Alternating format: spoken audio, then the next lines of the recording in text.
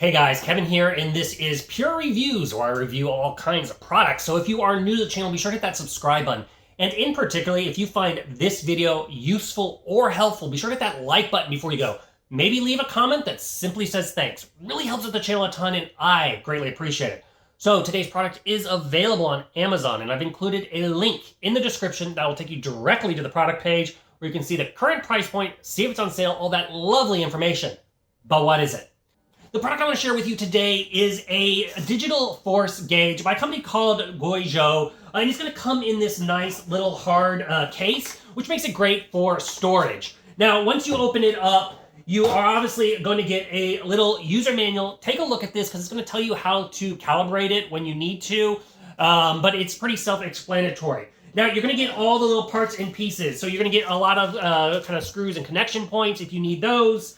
You're going to get different type of attachments. So here's the gauge itself. It does have an extender, which I have on here, which is really nice. And then it has various different types of tips. So I have just like on here the flat tip, which I find the most useful. And so this thing can do a push force or a pull force when it's doing those different readings. But like I said, it has different tips. The other one I use a lot has the hook here. So if you're wanting to weigh something, with like a basket or something like that, you can utilize the hook.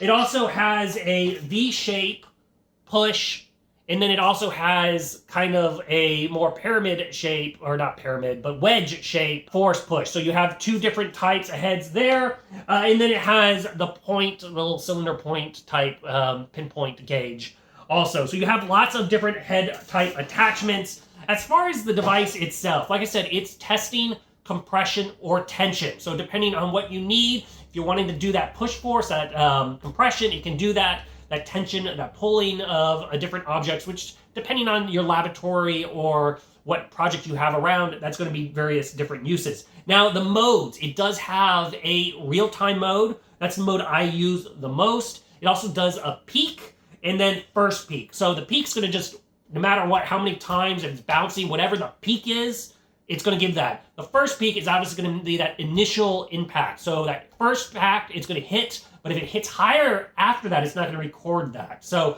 like I said, I typically use the real time all the time. Now, it also, as far as the readings, it does kilograms if you want. That's going to be the kg. It does newtons, which is the N. It does pounds, and it does ounces. So the pounds is the LB, and the ounces is the OZ. And it does have a max load of 110 pounds or 500 newtons. Power button in the middle is going to turn it on. Default, you have a battery life. So it does take, on the back here, it does take 2 AA batteries. So super easy to change out. Most people have those in stock. As far as changing the various settings, you can just hit the setting button, and that's going to be where you kind of calibrate it if you need to zero it out. Then you have the units, so you can cycle through that of the newtons, the kilograms, the pounds, and the ounces. And then you can hit the 0 button, and that's going to zero out the gauge if you need to recalibrate it for any reason.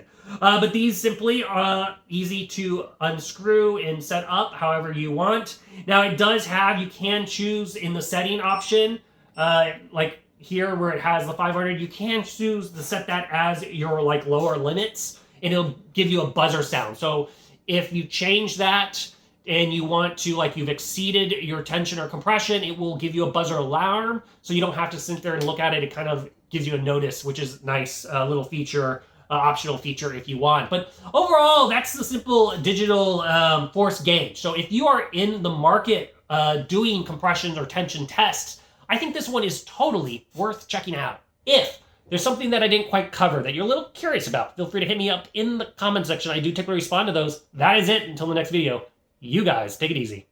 Congrats, you made it to the end of the video. Thank you very much. Greatly appreciated for the support. Be sure to hit that like button on the video. It really, really does help out. And if you have not subscribed yet, go ahead and hit that subscribe button and hit the notification bell if you want to get notified when new videos come out on this channel.